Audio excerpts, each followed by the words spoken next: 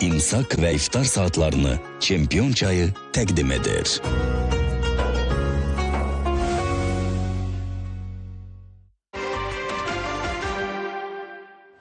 Əziz tamaşaçılarımız, bir daha sabahınız xeyir və mən proqramımızı hazırda bir mesajı oxumaqla davam etdirəcəm və mesaja niyə yer ardığını da az sonra biləcəksiniz. Demək, Ağcabəddən belə bir mesajımız var. Tamaşaçımız deyir ki, bayramı çox gözəl keçirdik, amma bayramdan sonra hələ də düzəlmirəm.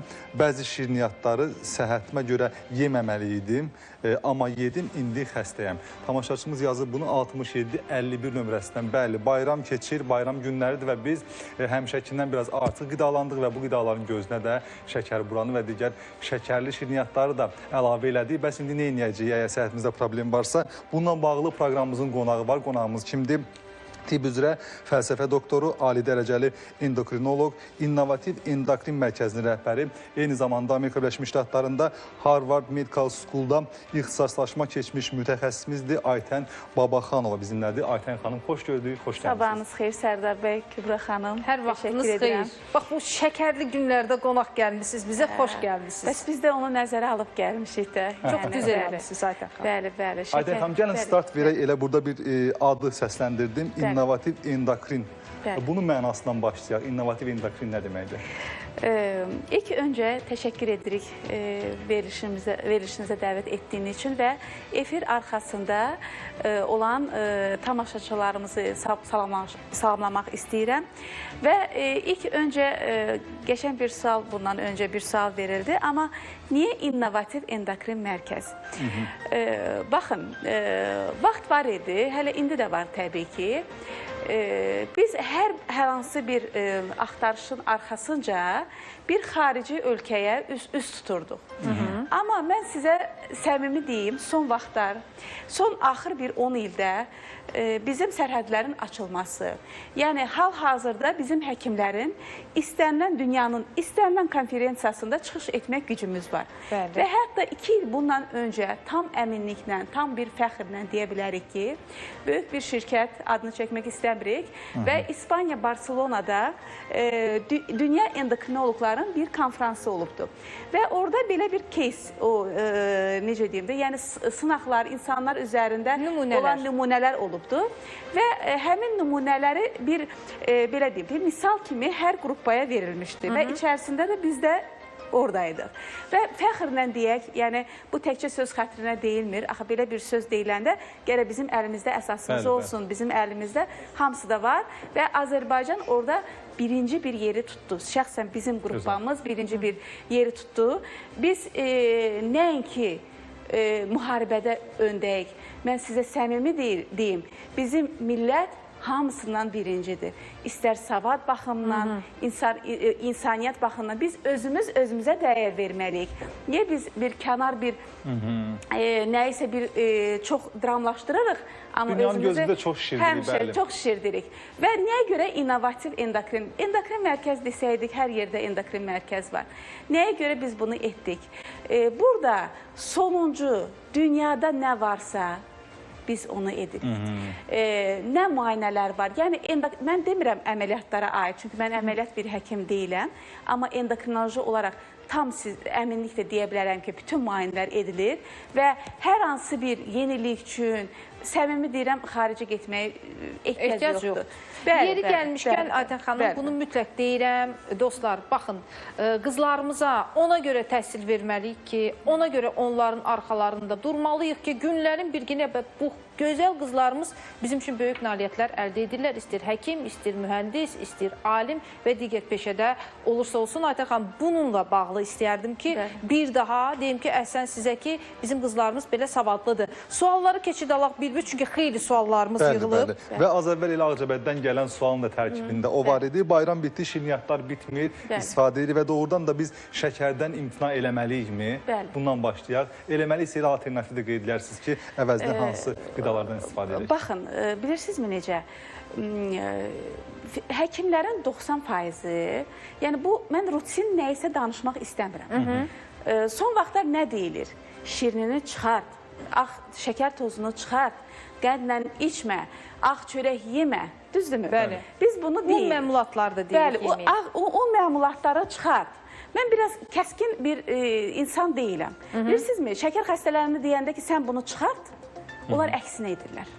Mən sizə səmimi deyim. Nəyisə biz qadağa edirik, insanlar da ona doğru gedəcəkdir. Sadəcə bilək. Baxın, bizim vaxtımız var idi. Mən 80-ci illərəm. Mənim yadımdadır ki, səhər duranda, indi bilməm siz neçənci illərsiniz. Biz sizlə eyni uşaqlığı yaşamışıq, bəli. Səhər duranda biz şirin çay içmirdik mi? İçirdik. Mən indi sizi bilmirəm, amma mən çoxdandır şirin çay içmirəm. Siz içirsinizmi? Mən də içmirəm. Mən də içmirəm. Ümumiyyətlə, evdə qadağandır. Rafina olunmuş şəkəri. Baxın. Çünki xeyli dəyişib tərkibi. Baxın, bəli, tamamilə doğrudur. Niyə? Yenə də deyirəm. Mən hər istiqaməti deyirəm, seçimi pasiyentlərin özünə buraxıram. Niyə?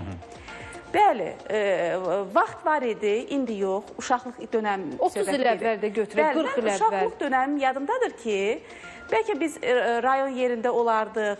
Kimdə biz nadir halda eşidərdik ki, hansısa ailədə, nəsildə bir şəkər var, düzdürmü?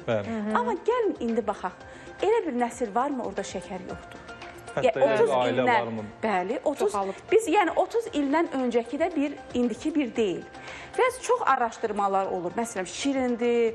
Mən demirəm, biz tozu yedik, şəkər olduq. Yox, amma şəkər tozu axı mədə-altı vəzini qıcıqlandırır, axı insülin direncini yaradır, axı çəkini artırır, çəki artın da özü şəkərə açan bir yol. Yeri gəlmişkən, açar sözdən istifadə etdik. Dediniz, insülin direnci. Son zamanlar Sərdar, yəqin ki, sənin ətrafındadır xeyli insanlar var. 3 nəfərdən 5-i, tam sən bilirim, 3 nəfərdən 5-i. Deyir, məndə insülin direnci var. Həqiqətənmi bu belədir? Yoxsa bu həkimlərin nəsə bir dəbdə olan yeni bir ifadəsidir insülin direnci?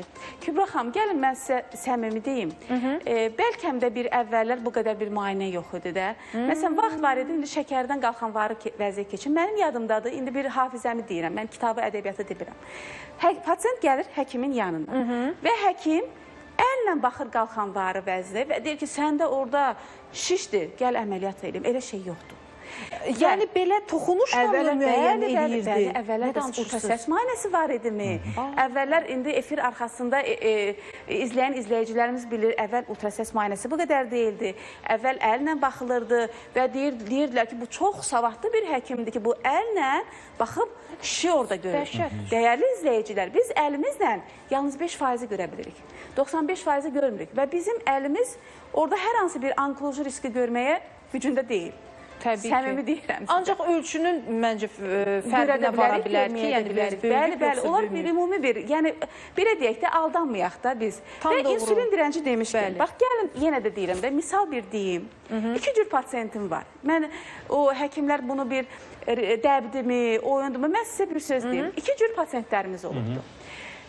3 il bundan öncə gələn müayinə etmişik. Və hər iki pasiyentdə, məsələn, insülin direnci aşkarlanıbdır. Bir pasiyentimizə demişik, dəyərli pasiyent, sizin insülin direnciniz var və siz müalicə etməliyik, məsələn, sizin qidalanmanıza baxmalıyıq. 2 pasiyentə demişik. 2 pasiyentdən biri qulaq asır bizə, düzdürmü? Amma biri qulaq asmaya bilər. Amma indi qulaq asırlar. Mən deməzdim ki, bizim millət qulaq asmır. İndi çox səliqəlidirlər, çalışdığımız qədər, yəni səliqəlidirlər. Amma ikinci bir pasiyent hansısa bir səbəbdən önəm vermir və gedir. 3 ildən sonra həmin pasiyentlər gəlir. Olub elə. O insülin direnci, o yeməyinə baxan pasiyentimiz, məsələn, qidalanmasına, dərmanına baxan pasiyentimizdə şəkər çıxmadı. Amma o, belə deyək də, özü həyatı öz yoluna buraxan pasiyentimizdə şəkər oldu. Mən indi sizə gördüyümü deyirəm. Amma nəticəni siz və dəyərli izləyicilərimiz çıxartsın. Əziz həkim, çox adamda var indi insülin direnci, qısa cavab. Kübra xanım, uşaqlarda da var. Uşaqlarda da var. Yəni, biraz artıq çəki olur. Bəzən çəki ilə də bağlı olmur. Amma əksər hallarda artıq çəki uşaqlar varsa, indi böyüklər qalsın bir qırağa. Bəs biz uşaqlarla neyniyək? Biz uşaqları kontrolda saxlaya bilirikmi? Balacanı, balacanı Allah saxlayır. İndi deyirsiniz ki, məsələn, evdə biz şirini çıxartmışıq. İndi siz bir 8 yaş, 9 yaş, 10 yaşa qədər nəsə eləyə bilirsiniz. Görün, siz 14-15 yaşda oğlanı nəzarətdə saxlaya biləcəksiniz. Pasiyent xanım, onu neynəməli? Yəni, nəzarətdə saxlamaqdan da əlavə. Axı, bu şəkər də orqanizmə ən çox tələb elər. elədiyi qidalardandır. Elə əsas orqanlarımızın işləməyi üçün də şəkər mühüm bir qidadır. Bəs ona alternativ olaraq nə yeməliyik, nə içməliyik ki, əvəz olsun? Biz niyə şokoladdan imtina edək ki? Mən məsələn şokolad şirini sevən bir qrupam, nonsens endokrinoloqam. Şokoladın növləri var. Biz 75, biz demirik olmaz. Biz deyirik 75%-dən yuxarı şokolad istifadə etmək lazımdır. Biz demirik olmaz. Biz deyirik gün ərzində 15 qram istifadə edə bilərsiniz. Siz meyvə qurusu istifadə edə bilərsiniz. Və yaxud da ki, əgər şirin nəyisə bir evdə nəyisə pişirmək istəyirsinizsə, onu ağdan yox da, baxın, ikinci sort. Harada ikinci sort gördünüzsə ona əl atın. Kəpəkli un, qara un. Gəlib evdə məsələn pişirirsiniz, biz ağ şəkər tozundan yox, belə bir stevia, məsələn bu şəkər əvəz edicidir, təbii şəkərlərdir. Ondan əvəz edirik, qara şokolad istifadə deyirik miqdarı və yaxud da ki, ad günə getdim. Məsələn, mənim şəkər pasiyentlərim var. Biz demirik ki, siz gedin şəkər xəstəsiyəm, heç nə əl vurmayın, elə bir şey olmaz. Az miqdarda. Tamamilə doğrudur. Hər şey miqdarında heç bir bizə problem yaranmaz. Ürəyimiz istəsə, bəli, glukoza enerji mənbəyidir. Mən şəxsən özüm çoxdandır şirin çay içmirəm.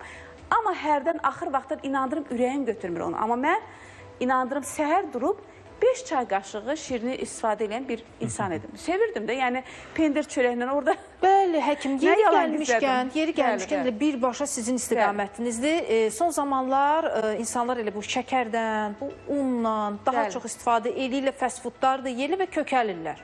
Əməli başlı kökəlirlər və bəzi bu endokrinoloji həkimlər, endokrinoloqlar onlara şəkər dərmanı yazırlar ki, siz bildirsiniz hansı dərmanlar yazır. Efirdən demirəm, kimsə gedib alar deyə o ehtiyatı saxlayıram və deyirlər ki, bunu içsə arıqlayacaq. Doğru müalicədirmi bu? Bəli, belə deyək də Kübra xanım, arıqlama preparatları dünyada qəbul olunubdur və biz onları, baxın, o çaylar demirəm, o reklamla demirəm, yəni biz, o nədir, biz onu bilmirik. Tərkibini siz də bilmirsiniz. Bəli, tamamilə doğrudur. Təbii ki, bizim istifadə etdiyimiz Ümumdünya Səhiyyə Təşkilatı və Beynəlxalq Diabetik Federasiya var. Orada nə təsdiqlənibsə biz də onu yazacağıq.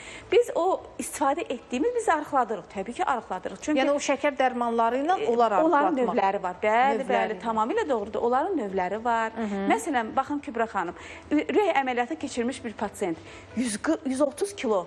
Mən onu pəhrizlə bəyəm arıqlatmaq olurmu? Pəhrizlə ümumiyyətlə heç kəs arıqlamır. Nə danışırsınız? Pəhrizlə, bilsiz necə? Bax, mən sizə bir söz deyim. Vəssalam, mən də özümü öldürürəm. Pəhrizlə kim arıqlaya bilər? 3 kilo, 4 kilo və onların bir misal deyim, bax ondan aydın olsun. Bizim bir pasiyentimiz, çox belə imkan cəhətdə, maddi imkanı gözəl olan bir insan. Özünün sözü olmasın, deyir, doktor, dünyanın bütün diyetologlarını gəzmişəm. Özdə bilirsiniz də, diyetologiya çox bahalı bir, necə deyim də, zövqdür və onun sözü olmasın, deyir, bu qədər xərclədim, 5 kilo, 10 kilo azaldım, 20 kilo artdım. Piylənmə xroniki endokrin metabolik xəstəlikdir və biz onu arıqladanda əlimiz üstündə olur. Yəni, o arıqladı, elə bilirsə, o elə qalacaqdır, səhv fikirləşir. Onun üzərində dayanmaq lazımdır ki, o yenidən çəkini artmasın. Və bəzən sual verilir ki, necə olur? O, məsələn, mənim rəfiqəm bir qazan yedi, kökəlmir, mən yeyirəm. Mən də deyirəm ki, sizin rəfiqəniz xoşbəxt bir insandır. İndi biz neyək biz elə olmadıq? Bəli. Ayten xanım, son vaxtlar reklam olunan və qarşımıza çıxan məqamlardan bir də qida əlavələridir. Məsələn, vitamin B-dir, maqni deyirlər. Bu tip, məsələn, qida əlavələrinin resepsiz istifadə eləmək olarmı və sosial şəbəkələrdən, efirdən birbaşa təqdim olunur reklam kimi? Bəli, tam sizinlə razıyam. Bilirsinizmi necə? Vaxt var idi, biz onları vitamin qəbul edirdik. Amma məsələn, B, tutaq ki, bir hamısını sadalamağa ehtiyac yoxdur.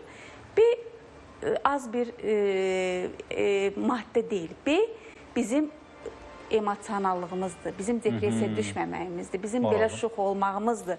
Saçımız, dərimiz, şəkərlərdə ağırlaşmanın olmamasıdır. Baxın, amma bəli, deyilir ki, siz, məsələn, reseptsiz buraxılan bir dərmandır. Amma mən, məsələn, endokrinoloqum. Mən onları reseptsiz buraxılan dozada yox, mən daha yuxarı dozada yazıram. Amma ümumiyyətlə, mən düşünürəm ki, bir beyni orqanizmini bilmədən siz necə özünüz gedib kör-körəni B ala bilərsiniz? Bəlkə artıqdır, düzdür, onun yığılmaq bədəndə xüsusiyyəti yoxdur, amma yenə də.